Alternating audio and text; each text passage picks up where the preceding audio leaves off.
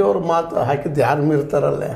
ಇವನ್ RSS ನಮ್ಮ head ನಿಂತವ್ರು Mohan Bhagwat ಅವ್ರ ಮುಂದೆ ಸ್ವಲ್ಪ ಯಾಕೋ ಬಗ್ತಾರೆ ಅಂತೇಳಿ ಪ್ರಶ್ನೆಗಳು ಇತ್ತೀಚೆಗೆ ಹೇಳ್ತಾ ಇದ್ದಾವೆ.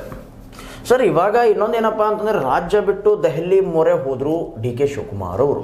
ಅಲ್ರಿ, ಅವ್ರಿಗೆ ದೆಹಲಿ ಆಶೀರ್ವಾದ ಇಲ್ಲಿವರೆಗೆ DK ಶಿವಕುಮಾರ್ ಅವರು. ಸರ್, ಇಲ್ಲಿ ಏನ್ ಕೇಳ್ತಾ ಇದೀವಿ ಅಂತಂದ್ರೆ, ಇಲ್ಲಿ ರಾಜ್ಯದಲ್ಲಿ ಗುಲ್ ಇತ್ತು.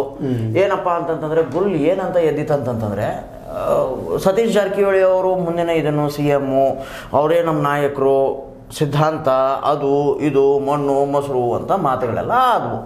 ಸೊ ತೆರೆಮರೆಯಲ್ಲಿ DK ಶಿವಕುಮಾರ್ ಅವರು ಹೈಕಮಾಂಡ್ಗೆ ಅಂದ್ರೆ ದೆಹಲಿಗೆ ಮೊರೆ ಹೋಗ್ಬಿಟ್ರ.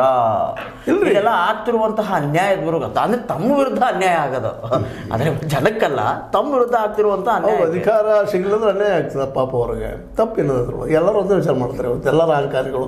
ನನಗಿಲ್ಲ ಅಂದ್ರೆ ನಮಗಿಲ್ಲ, ಅದೇ ಫೈನಲ್. ನನಗೆ ಆದಲ್ಲೇ ಜಗಕ್ಕೆ ಆಗ್ತದೆ, ಜನರಿಗೆ ಆಗ್ತದೆ ತಿಳ್ಕೊಂಡಿರ್ತಾರೆ ಪ್ರತಿಯೊಬ್ಬರು. ಅದೇನು ತಪ್ಪೇನಲ್ಲ, ಹಂಗೆ ಪಾಪ ತಿಳ್ಕೊಳ್ಳಿ. ಅವ್ರು ಎಲ್ಲರ ನಾಯಕರು ಹಂಗೆ ಇದ್ದಾರೆ.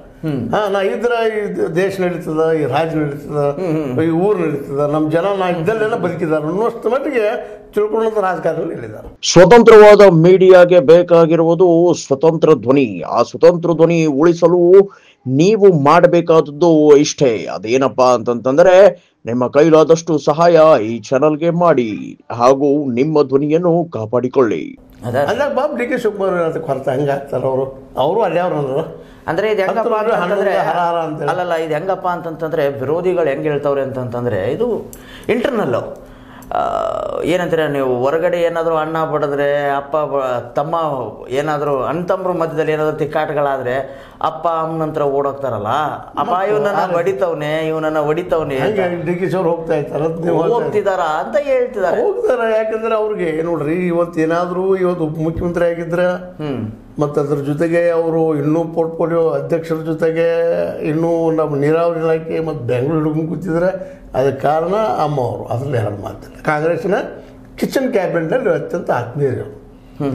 ಇವತ್ತು ಅವ್ರು CM ಆಗಿ ಹೋಗ್ತಿದ್ರು. ಈ ಸಂದರ್ಭ ಅದು ಇಷ್ಟು ಓಡಾಟ ಪಾಪ ಅವ್ರಿಗೆ ಬರ್ತಿರ್ಲಿಲ್ಲ. ಆದರೆ ಅವ್ರಿಗೆ ಶಾಸಕರ ಬೆಂಬಲಲ್ಲಿಲ್ಲ.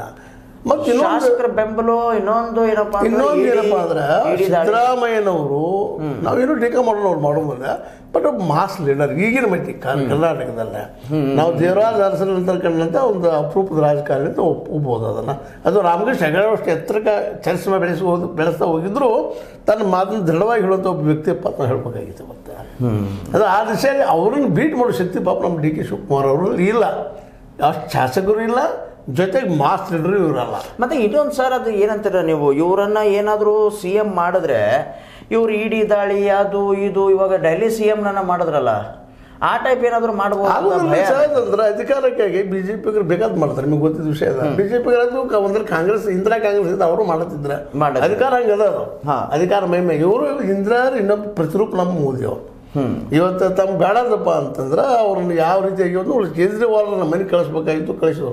ಅವ ಶರೀರ ತಿಂದಾನ ಇಡೀ ಬೆನ್ನು ಹೆಚ್ಚೀಗ ಇವತ್ತು ಮೌನ ಆಗಿಬಿಟ್ಟಾರ. ಯಾಕೆ ಮೌನ ಆದ್ರೆ ಇವತ್ತು ಅವ್ರ ಡಾಕ್ಯುಮೆಂಟ್ಸ್ ಇದ್ದಾವೆ.